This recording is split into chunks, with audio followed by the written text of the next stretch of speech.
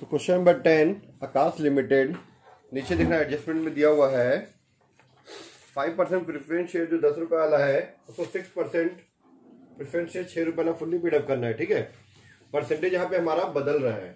ठीक है, उसका इक्विटी शेयर जो 100 रुपए वाला है उसको कितना करना है, 50 रुपए वाले में कन्वर्ट करना है। ठीक है, C point creditor to give up their claims for ₹4,000। ठीक है, जो प्रेफरेंस शेयर हमारा 5% प्रेफरेंस शेयर है ना, 5% जो प्रेफरेंस शेयर हमारा 10 रुपए वाला, इसको कन्वर्ट करेंगे 6% प्रेफरेंस शेयर 6 रुपए वाले में। 10 से 6 हो गया, परसेंटेज 5 से 6 हो गया। मतलब हमको बोल रहे हैं कि आपका परसेंटेज बढ़ा देंगे हम, लेकिन आप अपना जो 10 रुपए वाला उसको शेयर को 6 रुपए कर लो। ठीक है, सेम वैसे इक्विटी शेयर जो है, इक्विटी शेयर जो 100 रुपए वाला है उसको 50 रुपए वाले में कन्वर्ट कर दिए। ठीक है, क्रेडिटर जो है अपना 4,000 रुपए को कम कर रहा है, अपने 4,000 के दावे को त्याग कर रहा है, सेक्रीफाइस कर रहा है। जैसे कल इंटरेस्ट था ना, कल क्वेश्चन में इंटरेस्ट एक्रूड था 3,000 रुपए, हम लोग उसको वेव्ड ऑफ कर दिए थे, वैसे यहाँ पे भी वो गिव अप कर रहा है। ठीक है, उसके बाद जो पैसा बच जाएगा, जो आपका कैपिटल रिडक्शन में आएगा पैसा, प्रेफरेंस शेयर से, इक्विटी शेयर से, क्रेडिटर से जो पैसा आया आपके पास, उसको goodwill, profit and loss account, plant and machinery, ठीक है, सबको हम लोग अप्लिकेट कर देना है बस, और उसके अलावा कुछ भी नहीं करना है। तो question number 10, journal of Akash limited. ठीक है, आकाश लिमिटेड का हम लोग जर्नल एंट्री कर रहे हैं।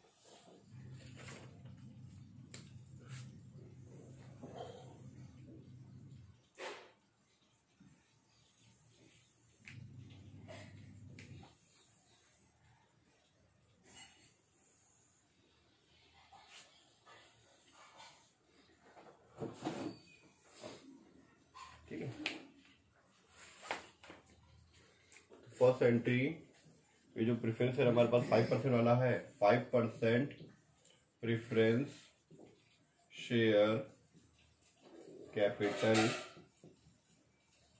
अकाउंट डेबिट, जो 10 रुपए वाला है, ये 10 रुपए वाला 6 रुपए में कन्वर्ट हो जाएगा, 5% को 6% कर देगा, to 6% preference share capital account being preference share reduced to ₹6। ठीक है, यहाँ पे लिख दीजिए ₹6 में कन्वर्ट हो गया। कितना है नंबर ऑफ शेयर, देखो तो नंबर ऑफ शेयर दिया है प्रेफरेंस शेयर का हमारे पास 20,000 दिया हुआ है।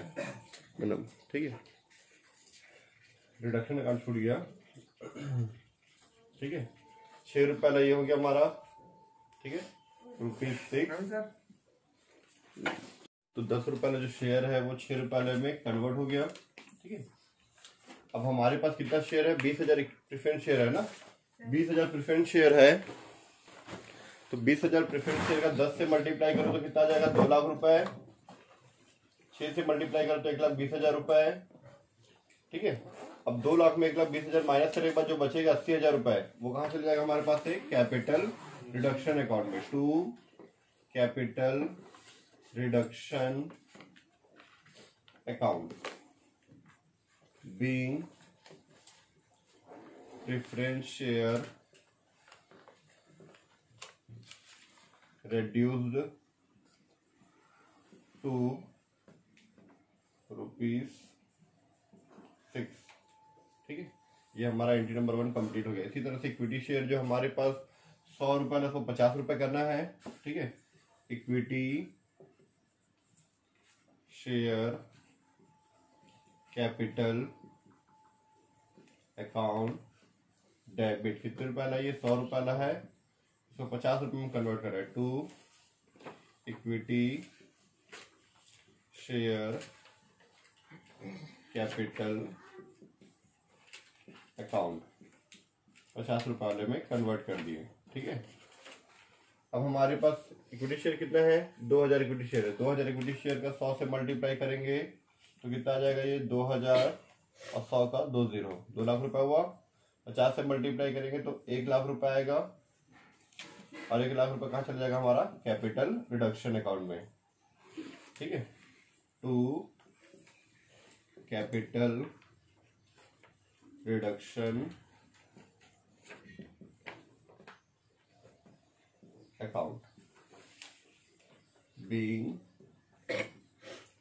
Equity share reduced to ₹50। यह हमारा entry number 2 complete. Entry number 3, इसके बाद क्रेडिटर के बारे में बोला है कि क्रेडिटर अपना 4000 के दावे को क्या करे, त्याग कर दे, है ना। Creditor to give up their claims ₹4000। Creditor total हमारा वहां पे ट्रेड पेबल जो दिया हुआ है ऊपर में 30,000 रुपए टोटल ट्रेड पेबल है ना। लाइबिलिटी में 30,000 दिया, पर उसको 4000 कम करने बोला है। ठीक है, तो ट्रेड पेबल लिख सकते हो या क्रेडिटर लिख सकते हो। ठीक है, ट्रेड पेबल्स। इस ट्रेड पेबल में क्रेडिटर भी रहता है शामिल और बिल रिसेवेबल भी होता है। बिल रिसेवेबल और ट्रेड मतलब क्रेडिटर दोनों को मिला के बनता है हमारा ट्रेड पेबल। ठीक है, क्रेडिटर्स और बिल्स पेबल दोनों को मिला के क्या बनता है हमारा ट्रेड पेबल। ठीक है, तो ट्रेड पेबल कम हो रहा है हमारा, trade payable account debit to कितना कम हो रहा है 4000 से, वो पैसा कहाँ जाएगा पूरा कैपिटल रिडक्शन अकाउंट में, तो कैपिटल रिडक्शन अकाउंट। ठीक है, 4000 रुपीज 4000। ठीक है, being trade payable give up, आपको नरेशन याद करने की जरूरत नहीं है। देयर क्या कितने रुपए है 4000 रुपये ना। There claim give up, give up there claim देते हैं, सॉरी गिव अप तो लिखा था, गिव अप देयर क्लेम खत्म। ठीक है, अब उसके बाद जो पैसा आपके पास बच गया 80,000 रुपए, 1 लाख रुपए, 4000 रुपए, टोटल 1,84,000 रुपीज आपका कैपिटल रिडक्शन में बचा है। तो देखना हम लोग बिजनेस से क्या कर रहे हैं, रिकंस्ट्रक्शन कर रहे हैं। इस क्वेश्चन में पहली बार हमारा जो लायबिलिटी साइड में रिजर्व एंड सरप्लस लिखा हुआ है, रिजर्व एंड सरप्लस में, ठीक है क्या मैं बता रहा हूँ, रिजर्व एंड सरप्लस में जनरल रिजर्व और statement of profit and loss account वाला ये दोनों प्लस में दिया है। तो ये दोनों का पैसा बिना बोले रिकंस्ट्रक्शन वाले चैप्टर में बिना बोले हम लोग क्या करते हैं, इसको भी खत्म कर देते हैं बिना बोले ना। ठीक है, ये पैसा प्लस में है तो लायबिलिटी प्लस में रहता है, तो उसको खत्म करने के लिए क्या करते हैं हम लोग डेबिट। लायबिलिटी हमारा क्रेडिट होता है, उसको खत्म करने के लिए क्या करेंगे हम लोग डेबिट। तो जनरल रिजर्व जो हमारा प्लस में 8,000 रुपये दिया है उसको डेबिट कर देंगे, जनरल रिजर्व अकाउंट डेबिट 8,000 रुपये। Statement and profit and loss पहली बार डेबिट हो रहा है, हमेशा ब्रैकेट में दिया होता था वहां पे माइनस में होता था तो क्रेडिट करते थे, वो प्लस में दिया तो उसको डेबिट करें। Statement of profit and loss account debit 2,000 रुपये टू कैपिटल रिडक्शन अकाउंट।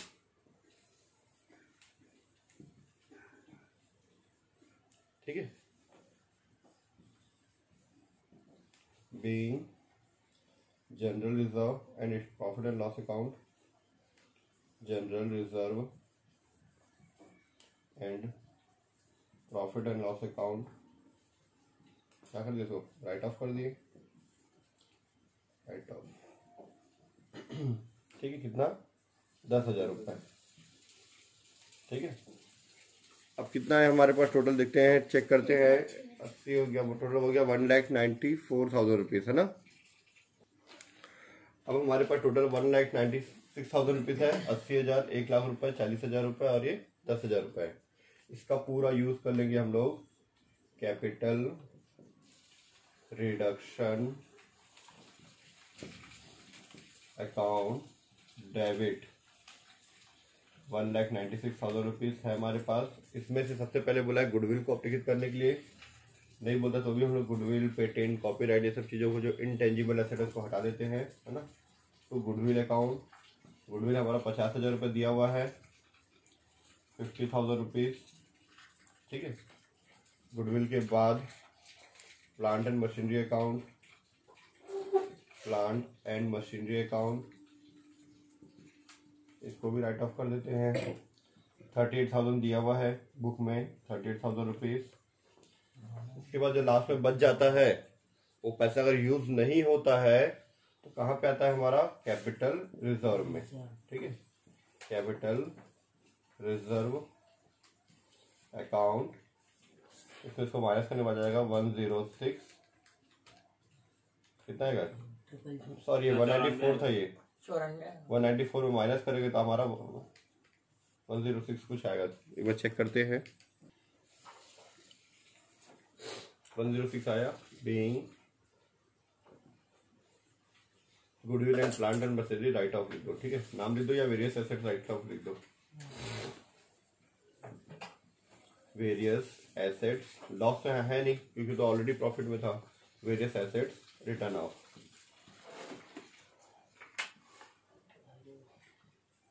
ठीक है। कंप्लीट हो गया हमारा जनरल एंट्री, ठीक है। इसका टोटल कर दो। अब हम उसका बैलेंस शीट बनाते हैं, ठीक है। बैलेंस शीट, बैलेंस शीट के लिए हम लोग यहाँ नाम लिखेंगे balance sheet of Akash limited, balance sheet of Akash limited. अब ब्रैकेट में यहाँ पे अगर जगह है तो लिख देना एंड रेड्यूस, ये लाइन लिखना इंपॉर्टेंट है ना इस क्वेश्चन में, एंड रेड्यूस्ड, ठीक है। कटौती होने के बाद की बैलेंस शीट है ये, है ना, रेड्यूस होने के बाद का बैलेंस शीट। इसका कॉलम होता है हमारा पार्टिकुलर और अमाउंट, दो कॉलम होता है कुछ नहीं बस, ठीक है। पार्टिकुलर और अमाउंट, ये हो गया आपका पार्टिकुलर्स, ये हो गया आपका अमाउंट, ठीक है। सबसे पहला point equity and liability, capital letter में इक्विटी एंड लायबिलिटी, LIABILITIES,